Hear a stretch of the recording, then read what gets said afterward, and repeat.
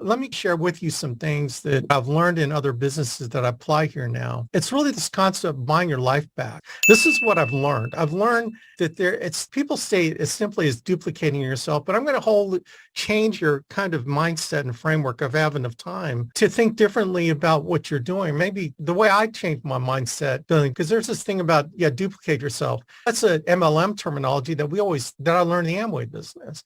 But I didn't understand that there's a methodology and a framework of thinking about it in the context of building a business. Like I said, my software business is where I really learned this, in my mentorship from some big software guys, software as a service guys, this whole idea. So I'm going to share you one of the main things that I've applied to my business. Here's a principle. The principle is don't hire to grow your business, hire to buy back your time. Okay, so let me say it again. Don't hire to grow your business, hire to buy back your time. In fact, our business, the insurance business, is the ultimate business for this idea, for this principle.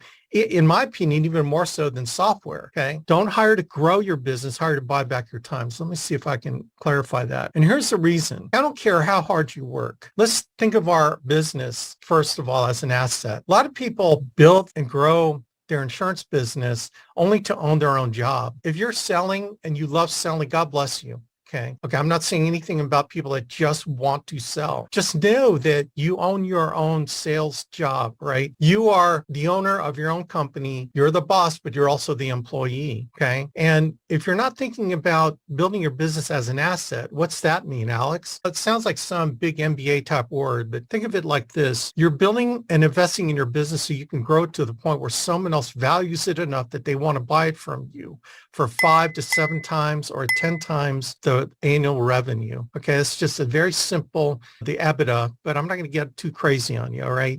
Let's just make it very simple. If you make $1 million a year, someone wants to buy your business for 5 million, right? That's the idea, building it as an asset that grows. Now, why would someone want to buy your business? Because you built it to the point where you don't need to be in it for it to continue to produce income. Monthly recurring revenue is what we call in the software business, MRR, which is ARR, annual recurring revenue, but it's ongoing revenue. It's this idea of ongoing income that we all love in multi-level, and insurance is this monthly recurring revenue. And if you're not thinking like building your business as an asset, then you're thinking about building your business as owning your own job. And you can actually do it both as owning your own sales job and owning your own agency manager job. Like you can build your business to an agency where all you're doing is hiring just enough agents to replace the ones that are getting in your business. And you have a bad agency manager job. As far as jobs go, it's a great job. But compared to your time, you've got your own agency manager job. And how do I know this? Those of you that hire agents, you talk to agents that they brag about, I had 30 guys under me in my agency 30 years ago. And I go, so are they still with you? Have you grown it? No, I got out of it. Why'd you get out of it? Well, I hated babysitting agents. That's the clue, right? The clue, that guy owned his own agency manager job. So you can build your business to own a job if that's what you want to do. But I'd rather build my business to own an asset that someone would want to buy. Okay. And again, an asset is something that someone else wants to value it to the point where they want to buy it and it still grows without you. And that's the whole idea of building your business as an asset, is build the business to the point where it doesn't need you, but it still grows because you put and hired enough people to put in place where you're able to buy your life back. Okay. So this is the whole idea of not hiring to grow your business, but hiring to buy back your time. See, because you can't personally outwork yourself to a better business. Like, dudettes, there are only 24 hours in a day, right? You cannot possibly work your butt off to maintain your agency or have a sales job. You can't only but do so many appointments a week, and then you're capped. Now, again, nothing against people that just love selling. I love you. I want you in my business, okay? Because I grow my business with people that just want to sell. But that's part of growing my business, right? That's part of hiring, right? Because the first level of hiring is hiring salespeople to replace your sales income. Okay, that's the first part of buying your life back. But I'll show you a way to think about doing that. And hiring to grow an agency becomes part of this whole idea of replacing yourself and buying your life back. So here's this thing called the pain line. Okay. Like you're going to be grinding and grinding and grinding on sales. Let's say you just get started, but you're going to get to the point where, oh my gosh, I cannot manage my business anymore. I cannot, it's so hard to call pending and make sure my business, gets issued because I'm doing so many appointments, but then I got to manage my business. It's getting crazy and you just hate doing it. It becomes like, I can't do this anymore. It's called the pain line. Okay. And what this pain line tells you, and this is the way that the litmus test of knowing that you need to replace that part of what you're doing by hiring someone that doesn't make as much as you to take that off your plate. Okay. So it's called the buyback loop. So what happens is when you hit that pain line, you have to assess, okay, what am I doing that I hate doing that I need to do that someone else could do it cheaper than me, right? And the simple one is managing your pending. So I need to hire someone to manage my pending, right? So you audit what you need to get rid of, and then you transfer it to someone who could do it for cheaper than you, okay? And then you have to fill the time with doing more of what makes you the most money, okay? And that's a simple analogy, but it's the first one that most people get to is I got to hire an admin person to manage my business. You hire that admin person. Imagine paying someone, I don't care, $12 an hour just to do mundane stuff, make sure your business gets issued, $15 an hour, whatever it is. And then boom, you've got 10 more hours a week. Let's say it's 10 more hours a week to fill in with the thing that makes you the most money. Okay. And that's called the buyback loop. So let me show you what that looks like. So this is the buyback loop. Okay. What happens is you get to the pain line right here, and then it's like, I can't do this anymore. Then you audit, what can I do to give it to someone else? And then you transfer it to that person, and then you fill it with things that move you on up. So you fill it with the things that make you the most money. It could be doing more appointments. Okay. So let's give you another example of a pain line you're going to run into. And this might sound sacrilegious, but this is what I did is like, I hated dialing the phone. There's a point where I just cannot dial the phone anymore. I'm not going to dial. I have to dial, but it's just I spent so much time dialing to book appointments. I was like number 4 or 5 in the alliance back in the day as a number. And actually, Stephen Davies would switch off 4 and 5 for the entire alliance. So I was a top producer. And so the one part I hated was I hated dialing the dadgum phone. Like some of y'all might love it. I never loved it. I was really good at it. That was the only problem. I was really good at it. The pain was dialing the phone because I was dialing the phone like 15 hours a week just to book my appointments. And so what I did was I said, I got to find someone else. I found my secretary, my admin person, who was great at bill collecting. She was a bill collecting machine back in the day. And she said, I could maybe help you out. I go, really? I go, I pay you per appointment or whatever. And so I transferred it to her. And then I was able to fill those 15 hours a week with doing more appointments and recruiting more. Do you see how that helped me? Now, she was really good. You have to transfer it to someone who is really good. Okay? And you have to go through enough people to find someone who's good. But here's the idea. 80%, someone who's 80% as good as you is 100% of you not doing that activity. And I started out where I was booking the appointments, but she would book appointments. And then there was a point where I was booking less appointments. She was booking more appointments. So I transitioned when I realized she got to be as good, if not better than me. But look, like I said, the other rule is 80% of you is better than you doing 100% of it because it freed up 15 hours of my time, which I leveraged to do more. Okay. So where else does this buyback loop kick in? This is where you'll get to a point. I promise you, I don't care if you're doing 50 appointments a week. You're going to get to the point where, because remember, you're selling, and when you don't sell, you're not making money because that's the only way you make money if you're only selling, right? And so do you know that going on a vacation costs you money? Let's say you make $5,000 a week selling. When you go on vacation, not only does the cost of the vacation is a cost, but it's the opportunity cost of not doing that $5,000 a week. So let's say you spend $5,000 on vacation. Well, you're also not producing $5,000. So that vacation really costs you $10,000. Does that make sense? Right? I'll just catch up when I get back. Dude, really? Do you understand what you're saying? You're going to spend more time to make up the money you didn't make the time you're on vacation. Do you see the trap? You get deluded into thinking that you're in total control, but you are not in control because because your job is in control of you, the job that you own, right? So you're going to get to the point where, and I've seen this happen, you're a top producer, all of a sudden you're not as top producer. And the reason why is you don't love it anymore. You used to love it, but statistically, or there's been studies that when you start not loving doing what you're doing, you no longer become really good at it. You don't. You're not as good as when you love and are passionate about something. And before you hit that burnout, you need to replace yourself. And unfortunately, most producers who hit burnout, they haven't replaced their income. And they have to keep grinding. And when they decide to hire agents to replace their income, remember, you hire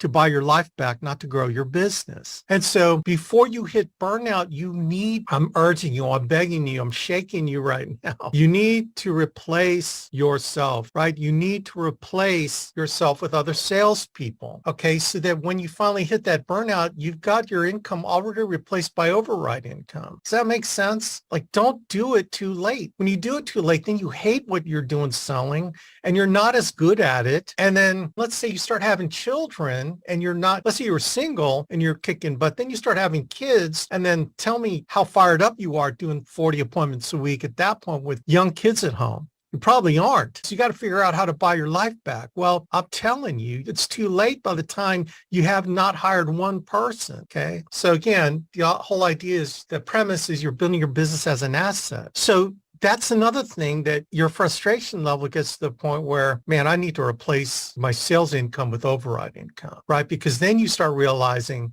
hey, I'm making way more money. Now that I have more time, I'm making more money. Now my hourly rate is a lot higher. So this buyback loop works at every level in the business, even to the point where I need to develop my managers so they're doing what I'm doing and they're thinking the way I'm thinking, where your business is growing beyond you. And then you're sick of recruiting, right? The pain of, man, I'm tired of doing 15 to 20 interviews a week. I need to find someone else to do my interviews for me. And this is where your ego sometimes gets in the way. There was a point where I thought I was God's gift to interviewing and hiring and recruiting. And I'm pretty darn good. I'm really good at it. But I was spending 20 hours a week actually personally interviewing agents and getting them started. And it's like, I can't do this anymore. And so I hired a couple of recruiters that were 80% of me, but it was 100% of me not doing. Can you imagine getting 20 more hours a week? And so the 20 hours a week, everyone thinks, oh, you're going to spend all your time in the business. No, man, I'm spending more time with my family. And I'm devoting some of that time, because I make so much per hour now, into my business. So in other words, it's okay to spend more time with your family, hanging out with friends, getting involved in your spiritual life, doing things that you love to do, but also spending that other time more in your business. Everyone has this 24/7 mentality. Why don't you do this? Why don't you be able to make the same kind of money on 7 months? 24/7 is working 7 months and doing 24 appointments a month. Think about it like that. Can you do that right now? I don't even have to do that anymore. But that's the idea of this whole feedback loop mentality. So let me give you a kind of an idea. I promise I'll get done at 45 after. Okay. So this is called the drip matrix. And what this is designed to help you understand is everything you're doing sits in this quadrant, one of these 4 quadrants. Okay. And so what is this y-axis up here going from top to bottom is the activities you do that makes you the most money. Okay. The top here is stuff that makes the most money. Down here makes you the least amount of money or zero money. And then this x-axis going from 0 to the right are things that light you up. So the more you go to the right are things that light you up and feed you and get you fired up about life. The things on the far left are the things that suck the energy out of you, that you just cannot stand doing it. And it sucks the life out of you, okay? So here's, what are you doing that fits in these 4 quadrants? The delegation stuff that you're doing and by the way, let me say one more thing about this, because now we're talking process. And this is something I learned in my software business. In Atomic Habits, the book by James Clear, he says winners and losers all have the same goals, all these lofty goals of what they want to accomplish. But he says that you don't rise to the level of your goals. You fall to the level of your systems, your processes that you put in place. That's the whole key to this, is documenting the processes, standing operating procedures, the playbook, whatever you want to call it, that can be duplicated by someone else. And as long as you put the processes that work, then you run your business by the process. Nick Saban always talks about, if I can get a player to fall in love with the process of winning and practice, I'll get them winning or competing for national championships, right? That's all we're talking here, okay? Now let's go back to this matrix. The stuff on the bottom left are things that will suck the life out of you, right? The things that don't make you money, right? Like menial tasks, like all the admin work you're doing in your business, like doing travel arrangements for your travel schedule, responding to emails, like all the stuff that you can delegate. This stuff you can get rid of off your plate and have someone else do it for a lot less than what it costs you. Right. Now you move up to the replacement. So this replacement quadrant are things that make you a lot of money, but they suck the life out of you. There's just drudgery to you, right? Even though it makes you a lot of money. And I mentioned a couple of those, like booking my own appointments and then actually running appointments. I used to love running appointments. Then I did not, because it was just, it was a grind. And I just could not do the grind anymore. Thank God from Jump Street, I hired agents, man. I hired agents from Jump Street. So I didn't have to be in the field for but 3 years. I totally got out of the field within 2 to 3 years. And I've been in business 23 years, if that tells you anything. These are high value things in the upper left, right? Things that you need to get rid of. But you got to be careful on how you delegate or how you replace yourself here. You got to replace yourself with, like I said, 80%. But you got to be careful what you're replacing yourself with in this, the things that make you the most money. Okay. Now the bottom right are the investment quadrant. So these are things that light you up, but may not make you a lot of money, like physical activity, time with your friends and family, hobbies, personal development, those types of things that feed your soul. It may not make you money, and it sometimes may not make you money now, but could later. Professional development, personal development. We all need investment time, and it's okay. You don't make a lot of money from it, but it's investment in you. So where do you ultimately want to be? You want to be in the production quadrant, where you're doing the things that lights you up, makes you the most money, right? And the marketplace responds by giving you that money. You get paid a ton of money for this, right? And this is where you need to live your life, because you'll live your best life here, right? You'll spend less time working your business and more time with your family. It'll make the most money you've ever made, like I am right now. Like I can't tell you, I've just been very blessed income-wise because I've implemented these principles. And I'm not going to brag about that because again, it's been working for me. That's all I got to say. Now, how do you know what your time is worth? Because this is the most important thing I can share with you right here, right, is what is your time worth? So let's talk about what your time is called, their buyback rate. Look, you should not be performing any tasks that you could outsource for 1/4 of your currently effective hourly rate. So how do you know what your hourly rate is? Well, take your pre-tax income last year or last 12 months. And in this case, let's say you're making 50 grand a year, divide it by 2,000, then divide that by 4. And then you have $6.25 an hour to pay someone to do the things that you should not be doing, right? Because your income, your hourly rate with 50,000 times 2,000 is what, right? 50,000 divided by 2,000 hours. Whoops, 50,000 divided by 2,000. So you're $25 an hour. Okay. Now look, you're probably only working 5 hours a week, honestly. And if you come at me and say, who could I hire for $6.25 an hour? Maybe your spouse. Okay. She or he probably wouldn't appreciate that, but your spouse also can be a helpful addition to your business, right? But never hire family unless you're willing to fire them too, right? So what do you need to do? Well, I promise you, man, if you're working part-time, you should be at 100,000. Honestly, you should be at 100,000 or more if you're seriously doing the things that Stephen Davies is teaching you. You have no excuse if you're even part-time with us. If you got 20 hours a week in this, you should be at 6 figures plus. So then your buyback rate, $12.50 an hour. You're making 200,000, it's $25 an hour. In other words, who can you hire to get rid of stuff for $6.25 an hour, $12.50 an hour? And what you do with that money is that it buys back your life so that you can spend more time doing the things that make you the most money. Remember, the whole idea here is you're not hiring to grow your business, you're hiring to buy back your life. And what happens when you buy back your life, gang, is that you will live your best life, and you now have a framework to continue to live your best life and to continue to make more money and continue to leverage your time that you have so that you can do the most important things. And that includes spending time with your family, your worship life, etc. So anyway, I'm sorry I took too long. There's so much more here, but I just want to lay some of the stuff on you. I'm done. Thanks. Thanks for having me. I appreciate it.